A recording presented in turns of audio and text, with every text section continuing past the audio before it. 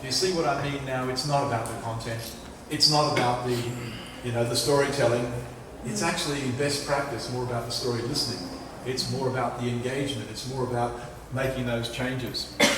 Because if we are only doing activities, we're a cost centre.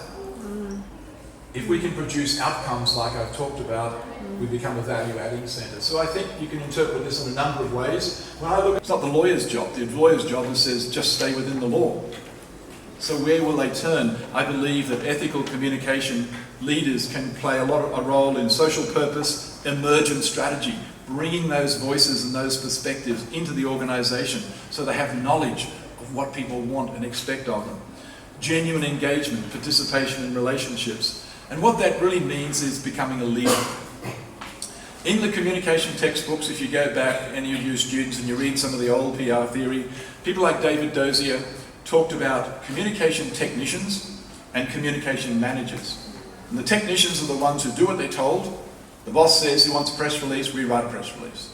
Someone says we want a website, we make a website. That's a technician. Those are necessary skills. Often in your first job, you'll have to do that. But Dozier and others talk about moving on to become communication managers.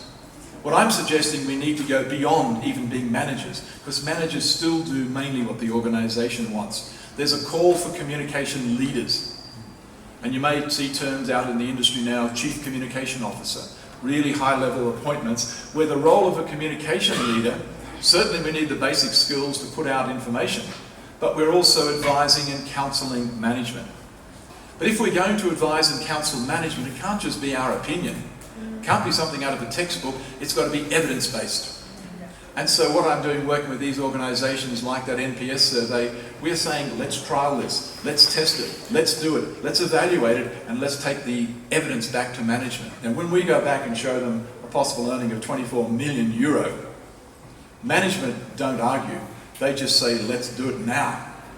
Because often we're going in without evidence. So a leader has ethics, a leader has evidence to argue, and a leader takes the initiative to talk to management. So to me, we need a step change in communication, even a paradigm shift, to use that term. We need to get past communication technicians. We need to get past communication management. We need to understand that communication is a two-way process. It's not just information. It's not just content. It's not just messages. It's not just storytelling. Remember, very simple words. We're here to change the minds of publics. That's true. Sometimes we're here to change the minds of publics. I'm arguing that we're here to change the minds of organisational management also. Very often an organisation is not doing things to the expectations of its stakeholders. And if it keeps down that path, eventually it will run into issues management and crisis communication. Now, sure, we can help them during crisis, but isn't it far better to prevent that? So that idea that we're not only changing the minds of people outside, we are here to also sometimes change the minds of organisational management. That's the role of a leader. Listening, as I said, should be 50% of communication. Storytelling is fine, provided there's story listening. And think of this, please take this message away, as well as not being megaphones, be headphones. Listening is a communicative act in itself. We often think of putting out information as the communicate, and listening is kind of just a preparation.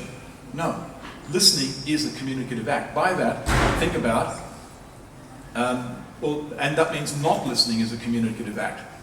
Think about when, in your life, when someone does not listen to you, have they said something to you?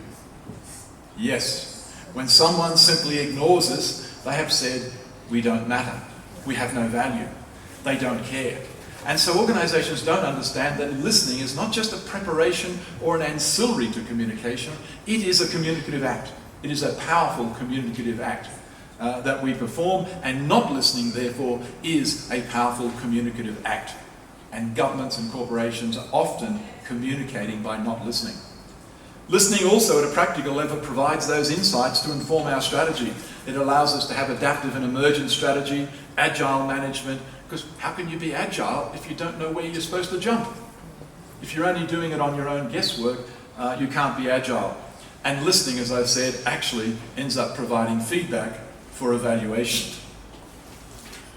To me, the opportunities in communication are vast. It's a very, very good time to work in communication. It's broad, it's dynamic. The things I talked about, remember that right-hand column, not a lot of PR and communication management was there. Other people are leading, like behavioural insights experts and customer journey mapping experts. But what it means is they are either opportunities lost or they're opportunities we can gain. Because if you can get and gain some of those, you will be awesome. Thank you.